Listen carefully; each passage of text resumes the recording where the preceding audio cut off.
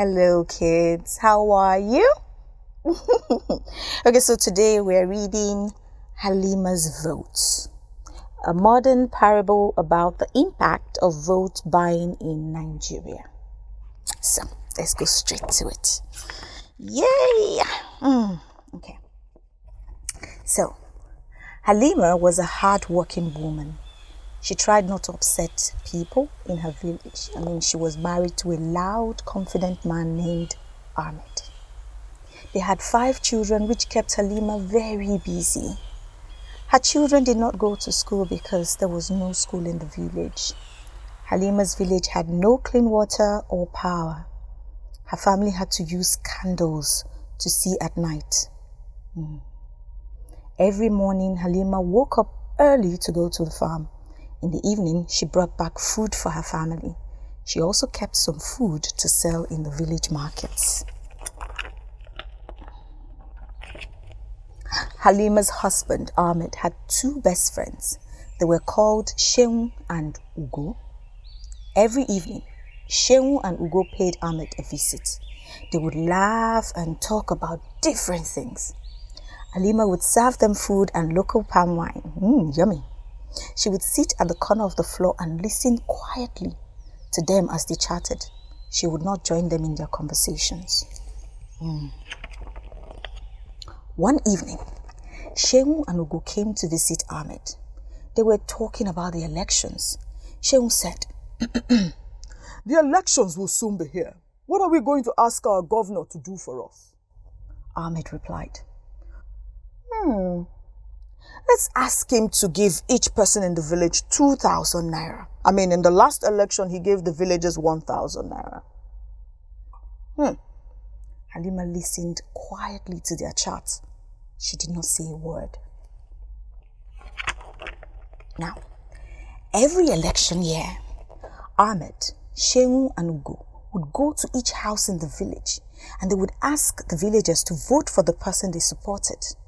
They told the villagers that those who voted for the governor would be paid some money. Ahmed and his friends were respected and sometimes feared in the village. They were called the 3 wise men by the villagers. The villagers always listened to Ahmed and his friends. Now, the state governor only visited the village during the election year. He would come to the village to ask the people to support him. The governor promised them nice things during the election. He would say, "If you vote for me, I will build a school and clinic in the village." This is called campaigning. The governor would go to each person in the village and say, "I will give you money if you choose me as your leader."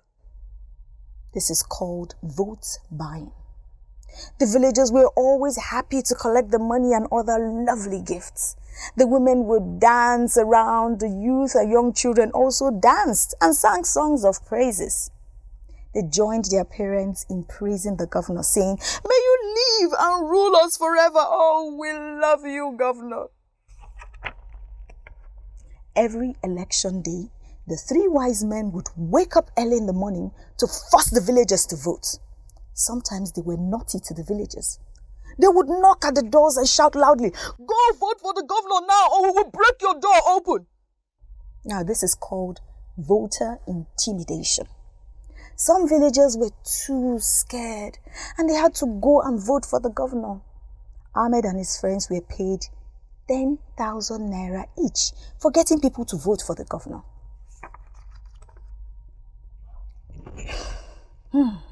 Sadly, after the election, the governor stopped visiting the villagers. He never kept any of his promises. No schools or clinics were built, no power was supplied, and no clean water. They were left all alone. Halima was worried and asked her husband Ahmed, "Ahmed, where is our governor? We have not seen him since the election. I hope he's not angry with us." Ahmed told her to stay out of politics. It was not for women.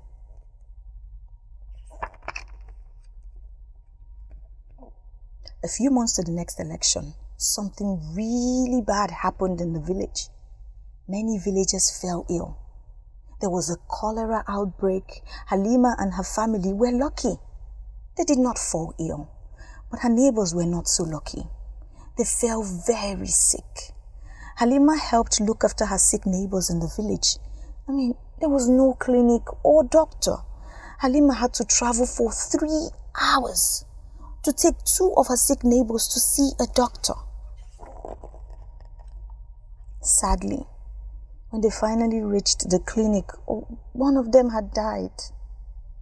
Halima did not have enough money to buy medicine for all the sick people. The doctor said, "Halima, your friends are ill because they drank the dirty water in your village. You will need to stop drinking that water." Halima said, "But doctor, we have no other source of water. The stream is the only way we get it. What do we do?" But Halima silently blamed Ahmed and his friends for making the village vote for the governor. She felt very bad that some villagers had died because of the dirty water. Halima decided that things needed to change. She decided to demand for better services in the village. As election day was drawing near, the governor visited the village to beg for their votes and to give 2,000 naira to each of the villagers. All the villagers came to the village square to listen to the governor. As usual, he made nice promises to the villagers. The governor gave out 2,000 naira to all the villagers in the square. When he got to Halima's turn, she shook her head and said, "Not this time, Your Excellency. I don't want your money." The governor and the villagers were surprised because Halima was quiet and never spoke in public. Her husband Ahmed was shocked. Halima said to the people, "Why should we vote for the governor? He has not done anything for us in the village. We have no clinic, we have no clean water and no schools. He has not given us any of the things he promised." The governor said, "I will surely do that once you vote for me." Halima shook her head and said, "Never again. Never again will that happen in this village. My vote is my power and it is not for sale. I have seen my friends die because they drank bad water from the stream and could not get to the clinic on time." Halima said, "No services, no votes." Ahmed tried to stop Halima from talking, but she shouted loudly, "No services, no votes!" The villagers listened to Halima's speech. They started to see Halima's point, that the governor only visited them during elections. He only gave them nice gifts and money to get their votes. He never asked them what they really wanted. He never kept to his promises of building a school, clinic, or borehole for clean water. He never did any project in the village. Then they started to understand that services were more important than gifts and money for votes. The villagers followed Halima's action and they all started to return the money to the governor. The governor shouted angrily at them and saying, "How can you return my money? Why are you listening to this woman?" Ahmed, Shehu and Ough were helpless. They also began to understand Halima's point. Halima started singing a song. "We no want your rice, we no want your money. Wetin we want, na water wey clean. Wetin we want, na clinic and school." The villagers joined Halima in the song. Even Ahmed, Shehu and Ough, they joined the villagers and Halima in singing. "We no want your rice, we no want your money. Wetin we want, na water wey clean. Wetin we want, na clinic and school." The governor was shocked at the reaction of the villagers. He began to understand that things were different now. and he walked away in shame. Ooh. Now, from that day onwards, elections in the village changed. Halima became a champion against vote buying. She led the village in talks with anybody that wanted the village to choose them as leaders.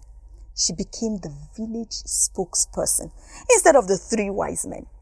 Halima made sure that the politicians asked the people about their needs in the village and that they kept their promises. Halima said to the village, "We have been foolish for many years and have allowed politicians to use us. But we are wiser. We are a wiser village now. Our votes are our power and they are not for sale. We want good services." And that is the end of our story.